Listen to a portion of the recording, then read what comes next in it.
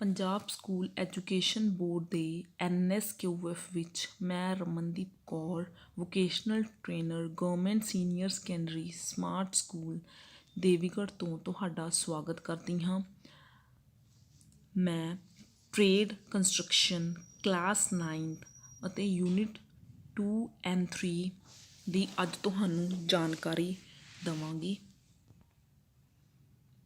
ਸੋ ਅੱਜ ਦਾ ਮੇਰਾ ਟੌਪਿਕ ਹੈ building drawing and foundation. Building drawing ਵਿੱਚ ਮੈਂ ਤੁਹਾਨੂੰ ਬਿਲਡਿੰਗ ਡਰਾਇੰਗ ਦੀਆਂ ਜ਼ਰੂਰਤਾਂ, ਟਾਈਪ ਆਫ ਲਾਈਨਸ, ਪ੍ਰੋਜੈਕਸ਼ਨ, ਇਸ ਦੀਆਂ ਕਿਸਮਾਂ, dimensioning, drawing sheet layout, drawing instrument ਬਾਰੇ ਜਾਣਕਾਰੀ ਦੇਵਾਂਗੀ। ਅਤੇ ਫਾਊਂਡੇਸ਼ਨ ਵਿੱਚ ਮੈਂ ਤੁਹਾਨੂੰ ਫਾਊਂਡੇਸ਼ਨ ਦੀਆਂ ਵੱਖ-ਵੱਖ ਕਿਸਮਾਂ ਬਾਰੇ ਵਿਸਥਾਰ ਨਾਲ ਸਮਝਾਵਾਂਗੀ। ਸੋ ਮੈਂ ਹੁਣ ਤੁਹਾਨੂੰ ਕੰਸਟਰਕਸ਼ਨ ਡਰਾਇੰਗ ਬਾਰੇ ਦੱਸਾਂਗੀ। ਕੰਸਟਰਕਸ਼ਨ ਡਰਾਇੰਗ ਇੱਕ ਅਜਿਹੀ ਡਰਾਇੰਗ ਹੈ ਜੋ ਅਸੀਂ ਇੱਕ ਡਾਕੂਮੈਂਟ ਦੇ ਫਾਰਮ ਵਿੱਚ ਤਿਆਰ ਕਰਦੇ ਹਾਂ, ਜਿਸ ਨਾਲ ਸਾਨੂੰ ਕੰਸਟਰਕਸ਼ਨ ਵਰਕ ਵਿੱਚ ਆਸਾਨੀ ਹੋ ਜਾਂਦੀ ਹੈ। ਇਹ ਇੱਕ ਫਾਰਮ ਪਾਰਟ ਆਫ ਦਾ ਐਗਰੀਮੈਂਟ ਹੁੰਦਾ ਹੈ ਇੰਪਲੋਇਰ ਐਂਡ ਕੰਟਰੈਕਟਰ ਦੇ ਵਿਚਕਾਰ। ਇਸ ਦਾ ਮੇਨ ਪਰਪਸ ਕੀ ਹੈ? ਇਸ ਦਾ ਮੇਨ ਪਰਪਸ ਹੈ ਇਹ ਗ੍ਰਾਫਿਕ ਰਿਪਰਜ਼ੈਂਟੇਸ਼ਨ ਪ੍ਰੋਵਾਈਡ ਕਰਦਾ ਹੈ। Delay and misunderstanding can be minimized by properly coordinating the drawing। ਅਸੀਂ ਡਰਾਇੰਗ ਦੇ ਦੁਆਰਾ ਡਿਲੇ ਐਂਡ ਮਿਸਅੰਡਰਸਟੈਂਡਿੰਗ ਨੂੰ ਰਿਡਿਊਸ ਕਰ ਸਕਦੇ ਹਾਂ। Construction drawing graphical representation provide ਕਰਦੀ ਹੈ। ਇਸ ਨਾਲ ਅਸੀਂ ਸਾਡੀ ਡਰਾਇੰਗ ਵਿੱਚ ਬਿਲਡਿੰਗ ਦੀ ਪ੍ਰੋਪਰ ਡਿਟੇਲ, ਕੰਪੋਨੈਂਟਸ, ਪਾਰਟਸ, ਡਾਇਮੈਂਸ਼ਨਸ ਦਿਖਾ ਸਕਦੇ ਹਾਂ। ਅਤੇ ਕੰਸਟਰਕਸ਼ਨ ਡਰਾਇੰਗ ਇੱਕ ਕੰਪਲੀਟ ਸੈੱਟ ਹੁੰਦਾ ਹੈ ਜਿਸ ਵਿੱਚ ਅਸੀਂ ਫਲੋਰ ਪਲਾਨ, ਐਲੀਵੇਸ਼ਨਸ, ਸੈਕਸ਼ਨਸ ਐਂਡ ਇੱਕ ਡਿਟੇਲ ਡਰਾਇੰਗ ਪ੍ਰੋਵਾਈਡ ਕਰ ਦਿੰਦੇ ਹਾਂ। ਅਤੇ ਇਸ ਵਿੱਚ ਅਸੀਂ ਸਾਡੀ ਬਿਲਡਿੰਗ ਨੂੰ ਪੂਰੀ ਤਰ੍ਹਾਂ ਰਿਪਰਜ਼ੈਂਟ ਕਰ ਦਿੰਦੇ ਹਾਂ। ਸੋ ਮੇਰਾ ਅਗਲਾ ਟੌਪਿਕ ਹੈ ਕਿ ਲਾਈਨਸ ਕਿੰਨੇ ਕਿਸਮ ਦੀਆਂ ਹੁੰਦੀਆਂ ਹਨ। ਲਾਈਨਸ ਹੁੰਦੀਆਂ ਹਨ cutting line, object line, hidden line, centre line. ਹੁਣ ਕਟਿੰਗ ਲਾਈਨ ਹੈ ਕੀ? Cutting line shows major slices in a building or project. ਇਹ ਬਿਲਡਿੰਗ ਅਤੇ ਆਬਜੈਕਟ ਵਿੱਚ ਸਾਨੂੰ ਮੇਜਰ ਸਲਾਈਸਿਸ ਦਿਖਾਉਂਦੀਆਂ ਹਨ। ਅਤੇ object lines shows major outline of building element or objects. Object line ਸਾਨੂੰ ਬਿਲਡਿੰਗ ਦਾ ਐਲੀਮੈਂਟਸ ਦਿਖਾਉਂਦੀਆਂ ਹਨ। ਹਿਡਨ ਲਾਈਨ ਕੀ ਇੰਡੀਕੇਟ ਕਰਦੀਆਂ ਹਨ? Hidden line indicates area or objects not visible on the surface. ਮਤਲਬ ਜਿਹੜਾ ਸਾਨੂੰ ਆਬਜੈਕਟ ਵਿਜ਼ੀਬਲ ਮਤਲਬ ਦਿਖਾਈ ਨਹੀਂ ਦਿੰਦਾ ਸਰਫੇਸ 'ਤੇ, ਉਹ ਏਰੀਆ ਸਾਨੂੰ ਇੰਡੀਕੇਟ ਕਰਦੀਆਂ ਹਨ। They are also used to show objects above the cutting plan of floor plan such as wall, cabinet, beam, arches, etc. Center line locate the symmetric center of objects such as window, door, beam and wall। ਇਹ ਇੱਕ ਸਾਨੂੰ symmetric centre of object locate ਕਰਨ ਲਈ ਮਦਦ ਕਰਦੀਆਂ ਹਨ, ਜਿਵੇਂ ਕਿ ਦਰਵਾਜ਼ੇ, ਖਿੜਕੀਆਂ, beam and walls. So dimension line and extension lines indicate the physical dimension of object। ਇਹ object ਦਾ physical dimension indicate ਕਰਦੀਆਂ ਹਨ। So next is ladders। Line extending from text and ending with an arrow pointing to an object or place। Break line indicate where an object or area is not drawn। Layout lines are used in blocking out of component and for lettering guidelines। So मेरा next topic है projections। There are several techniques of projections। बहुत सारियां techniques ने projections ਲਈ। They can be used to represent 3-dimension object in 2 dimension। projections ਅਸੀਂ 3 dimension object ਨੂੰ 2 dimension ਵਿੱਚ ਦਿਖਾਉਣ ਲਈ ਵਰਤਦੇ ਹਾਂ। ਹੁਣ ਅੱਗੇ ਮੈਂ ਤੁਹਾਨੂੰ ਪ੍ਰੋਜੈਕਸ਼ਨਸ ਦੀਆਂ ਕਿਸਮਾਂ ਬਾਰੇ ਦੱਸਣ ਜਾ ਰਹੀ ਹਾਂ। ਪ੍ਰੋਜੈਕਸ਼ਨਸ ਦੀਆਂ ਕਿਸਮਾਂ ਹਨ orthographic projection, axonometric projection, isometric projection, oblique projection, parallel projections. So ਹੁਣ ਮੈਂ ਤੁਹਾਨੂੰ ਪ੍ਰੋਜੈਕਸ਼ਨਸ ਦੀ ਵਿਸਥਾਰ ਨਾਲ ਜਾਣਕਾਰੀ ਦੇਵਾਂਗੀ। ਆਰਥੋਗ੍ਰਾਫਿਕ ਪ੍ਰੋਜੈਕਸ਼ਨ ਇੱਕ ਅਜਿਹੀ ਪ੍ਰੋਜੈਕਸ਼ਨ ਹੈ, ਇਹ ਪੈਰਲਲ ਪ੍ਰੋਜੈਕਸ਼ਨ ਹੁੰਦੀ ਹੈ। In which the 4 orthogonal views of an object are shown, ਜਿਸ ਵਿੱਚ 4 ਆਰਥੋਗੋਨਲ ਵਿਊਜ਼ ਸਾਨੂੰ ਆਬਜੈਕਟ ਦੇ ਦਿਖਾਈ ਦਿੰਦੇ ਹਨ। ਆਰਥੋਗ੍ਰਾਫਿਕ ਪ੍ਰੋਜੈਕਸ਼ਨ ਨੂੰ ਯੂਕੇ ਵਿੱਚ ਕਾਮਨਲੀ ਯੂਜ਼ ਕੀਤਾ ਜਾਂਦਾ ਹੈ ਅਤੇ ਇਸ ਨੂੰ ਫਸਟ ਐਂਗਲ ਪ੍ਰੋਜੈਕਸ਼ਨ ਕਿਹਾ ਜਾਂਦਾ ਹੈ।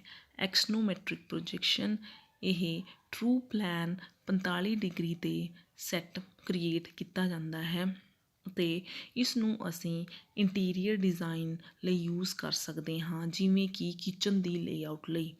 ਦ ਇਸੋਮੈਟ੍ਰਿਕ ਇੱਕ ਅਜਿਹੀ ਪ੍ਰੋਜੈਕਸ਼ਨ ਹੈ ਜੋ ਪਲਾਨ ਗ੍ਰਿਡ 30 ਡਿਗਰੀ 'ਤੇ ਅਸੀਂ ਯੂਜ਼ ਕਰ ਸਕਦੇ ਹਾਂ। ਇਹ nature of the design and construction the detail ਨੂੰ ਹੋਰ ਜ਼ਿਆਦਾ ਕਲੀਅਰਲੀ ਦਿਖਾਉਣ ਲਈ ਵਰਤੀ ਜਾਂਦੀ ਹੈ। ਇਹ ਕੰਸਟਰਕਸ਼ਨ ਦੀ ਡਿਟੇਲ ਆਰਥੋਗ੍ਰਾਫਿਕ ਪ੍ਰੋਜੈਕਸ਼ਨ ਨਾਲੋਂ ਵੀ ਜ਼ਿਆਦਾ ਕਲੀਅਰਲੀ ਦਿਖਾਉਂਦੀ ਹੈ। ਹੁਣ ਅਸੀਂ ਜੇ ਗੱਲ ਕਰੀਏ ਓਬਲੀਕ ਪ੍ਰੋਜੈਕਸ਼ਨ ਦੀ, ਓਬਲੀਕ ਪ੍ਰੋਜੈਕਸ਼ਨ ਇੱਕ ਅਜਿਹਾ ਸਿੰਪਲ ਮੈਥਡ ਹੁੰਦਾ ਹੈ ਜਿਸ ਵਿੱਚ ਅਸੀਂ 2 ਡਾਇਮੈਂਸ਼ਨ ਇਮੇਜਿਸ ਨੂੰ 3 ਡਾਇਮੈਂਸ਼ਨ ਇਮੇਜਿਸ ਵਿੱਚ ਪ੍ਰੋਡਿਊਸ ਕਰ ਸਕਦੇ ਹਾਂ। Last one is parallel projection. Parallel projections have line of projection that are parallel both in reality and in the projection plan. So ਹੁਣ ਇਹ ਤੁਹਾਨੂੰ 2 ਤਸਵੀਰਾਂ ਦਿਖਾਈਆਂ ਗਈਆਂ ਹਨ ਜਿਸ ਵਿੱਚ ਪਰਸਪੈਕਟਿਵ, ਆਈਸੋਮੈਟ੍ਰਿਕ, ਐਕਸੋਮੈਟ੍ਰਿਕ, ਓਬਲੀਕ ਪ੍ਰੋਜੈਕਸ਼ਨ ਦੀ ਜਾਣਕਾਰੀ ਦਿੱਤੀ ਗਈ ਹੈ। ਹੁਣ ਅਸੀਂ ਲੇਆਊਟ ਆਫ ਡਰਾਇੰਗ ਸ਼ੀਟ ਦੀ ਜਾਣਕਾਰੀ ਇਕੱਠੀ ਕਰਾਂਗੇ। ਹੁਣ ਇੱਕ ਡਰਾਇੰਗ ਸ਼ੀਟ ਵਿੱਚ ਅਸੀਂ ਕੀ ਕੁਛ ਦੇਖਦੇ ਹਾਂ। ਡਰਾਇੰਗ ਸ਼ੀਟ ਵਿੱਚ ਇੱਕ ਬਾਰਡਰ ਲਾਈਨ ਹੁੰਦੀ ਹੈ। ਬਾਰਡਰ ਲਾਈਨ ਕਿਵੇਂ ਦੀ ਹੁੰਦੀ ਹੈ? ਇਹ perfect rectangle working space is obtain by drawing border line. ਇਸ ਨਾਲ ਸਾਨੂੰ ਇੱਕ ਕੰਮ ਕਰਨ ਲਈ ਪ੍ਰੋਪਰ ਰੈਕਟੈਂਗਲ ਸ਼ੇਪ ਦੀ ਇੱਕ ਜਗ੍ਹਾ, ਸਪੇਸ ਮਿਲ ਜਾਂਦੀ ਹੈ। ਇਸ ਵਿੱਚ ਮਾਰਜਿਨ ਅਸੀਂ 20 mm ਦੀ ਵਿਡਥ ਲੈਫਟ ਹੈਂਡ ਐਜ ਤੋਂ ਪ੍ਰੋਵਾਈਡ ਕਰਦੇ ਹਾਂ ਅਤੇ and the top, bottom and right hand as ਤੋਂ ਮਾਰਜਿਨ 5 mm ਪ੍ਰੋਵਾਈਡ ਕੀਤੀ ਜਾਂਦੀ ਹੈ। Now next one is spacing of drawing. When only one figure is to be drawn on a sheet, it should be drawn in the center of the working space. ਜਦੋਂ ਵੀ ਅਸੀਂ ਕੋਈ ਇੱਕ figure drawing ਦੀ sheet 'ਤੇ ਬਣਾਉਂਦੇ ਹਾਂ ਤਾਂ ਇਹ working space ਦੇ ਸੈਂਟਰ ਵਿੱਚ ਅਸੀਂ ਪ੍ਰੋਵਾਈਡ ਕਰਦੇ ਹਾਂ। For more than one figure, ਜੇ ਅਸੀਂ ਇੱਕ ਫਿਗਰ ਤੋਂ ਵੱਧ ਡਰਾਇੰਗ ਸ਼ੀਟ 'ਤੇ ਬਣਾਉਣਾ ਚਾਹੁੰਦੇ ਹਾਂ, ਫਿਰ ਸਪੇਸ ਨੂੰ ਅਸੀਂ ਡਿਵਾਈਡ ਕਰਾਂਗੇ, ਉਸਨੂੰ ਪਲਾਨ ਕਰਾਂਗੇ ਅਤੇ ਸੂਟੇਬਲ ਬਲੋਕ ਵਿੱਚ ਪ੍ਰੋਵਾਈਡ ਕਰਾਂਗੇ। Now we will talk about title block. Title block ਕੀ ਹੈ? ਟਾਈਟਲ ਬਲੋਕ ਦੀ ਐਡੀਸ਼ਨਲ ਮਾਰਜਿਨ 6.5 mm ਵਿਡਥ ਹੁੰਦੀ ਹੈ, ਜੋ ਕਿ ਅਸੀਂ ਸ਼ੀਟ ਦੀ ਬੋਟਮ 'ਤੇ ਡਰੋ ਕਰਦੇ ਹਾਂ। ਸੋ ਇਸ ਵਿੱਚ ਅਸੀਂ name of institute, name of student, class, roll number, title of drawing, date of submission provide ਕਰਦੇ ਹਾਂ। ਸੋ ਹੁਣ ਇਹ ਤੁਹਾਨੂੰ ਇੱਕ ਸੈਂਪਲ ਦਿੱਤਾ ਗਿਆ ਹੈ ਡਰਾਇੰਗ ਸ਼ੀਟ ਦਾ। ਇਸ ਵਿੱਚ ਤੁਸੀਂ ਦੇਖ ਸਕਦੇ ਹੋ ਬਾਰਡਰ ਲਾਈਨ ਪ੍ਰੋਵਾਈਡ ਕੀਤੀ ਗਈ ਹੈ, ਟਾਈਟਲ ਬਲੋਕ ਪ੍ਰੋਵਾਈਡ ਕੀਤਾ ਗਿਆ ਹੈ ਅਤੇ ਟਾਈਟਲ ਬਲੋਕ ਵਿੱਚ ਕਿਵੇਂ ਅਸੀਂ ਇੰਸਟੀਚਿਊਟ ਦਾ ਨਾਮ, ਨੇਮ, ਰੋਲ ਨੰਬਰ ਅਤੇ ਅਪਸਕੇਲ ਪ੍ਰੋਵਾਈਡ ਕਰਨਾ ਹੈ ਅਤੇ ਰਾਈਟ ਸਾਈਡ 'ਤੇ ਅਸੀਂ ਡੇਟ, ਸ਼ੀਟ ਨੰਬਰ ਕਿਵੇਂ ਪ੍ਰੋਵਾਈਡ ਕਰ ਸਕਦੇ ਹਾਂ। ਇਹ ਇੱਕ ਡਰਾਇੰਗ ਸ਼ੀਟ ਦੀ ਐਗਜ਼ਾਮਪਲ ਹੈ। ਸੋ ਹੁਣ ਮੇਰਾ ਅਗਲਾ ਟੌਪਿਕ ਹੈ ਡਰਾਇੰਗ ਇੰਸਟਰੂਮੈਂਟ। ਅਸੀਂ ਡਰਾਇੰਗ ਸ਼ੀਟ ਬਣਾਉਣ ਲਈ ਕਿਹੜੇ ਇੰਸਟਰੂਮੈਂਟ ਯੂਜ਼ ਕਰਦੇ ਹਾਂ? ਸਭ ਤੋਂ ਪਹਿਲਾਂ ਪੈਨਸਿਲ ਤੋਂ ਬਿਨਾਂ ਅਸੀਂ ਡਰਾਇੰਗ ਨਹੀਂ ਬਣਾ ਸਕਦੇ। So pencil is a draftsman most useful instrument. ਇਹ ਬਹੁਤ ਹੀ ਯੂਜ਼ਫੁਲ ਇੰਸਟਰੂਮੈਂਟ ਹੈ ਡਰਾਫਟਮੈਨ ਦਾ। The selection of the pencil for the work and sharpening of its carefully. ਸਭ ਤੋਂ ਪਹਿਲਾਂ ਸਾਨੂੰ ਪੈਨਸਿਲ ਦੀ ਸਿਲੈਕਸ਼ਨ ਕਰਨੀ ਬਹੁਤ ਜ਼ਿਆਦਾ ਜ਼ਰੂਰੀ ਹੈ, ਅਤੇ ਸੈਕਿੰਡਲੀ ਇਸ ਨੂੰ ਪ੍ਰੋਪਰਲੀ ਸ਼ਾਰਪ ਕਰਕੇ ਯੂਜ਼ ਕਰਨਾ ਇਹ ਬਹੁਤ ਜ਼ਿਆਦਾ ਜ਼ਰੂਰੀ ਹੈ, ਕਿਉਂਕਿ ਇਸ ਨਾਲ ਸਾਡੀ ਡਰਾਇੰਗ ਸਾਫ਼ ਸੁਥਰੀ ਅਤੇ ਵਧੀਆ ਬਣੇਗੀ, ਅਤੇ ਇਸ ਨਾਲ ਸਾਡਾ ਕੰਮ ਕੀ ਆ, ਐਕੂਰੇਟ ਹੋਵੇਗਾ। ਅਤੇ next one is a drawing board. This should be perfectly smooth flat board of soft wood.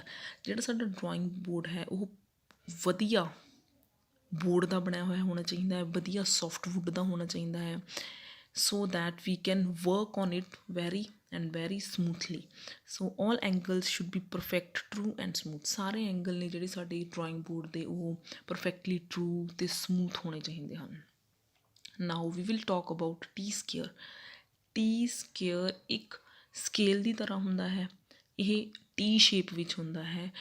T square ਦਾ ਕੰਮ ਕੀ ਹੈ, ਇਹ ਹੌਰੀਜ਼ੋਂਟਲ ਲਾਈਨ ਬਣਾਉਣ ਲਈ ਸਾਡੀ ਬਹੁਤ ਯੂਜ਼ਫੁਲ ਅਤੇ ਬਹੁਤ ਹੀ ਮਦਦ ਕਰਦਾ ਹੈ। ਅਤੇ ਨੈਕਸਟ ਸਾਡਾ ਡਰਾਇੰਗ ਦਾ ਇੰਸਟਰੂਮੈਂਟ ਕੀ ਹੈ, ਟਰਾਇੰਗਲ।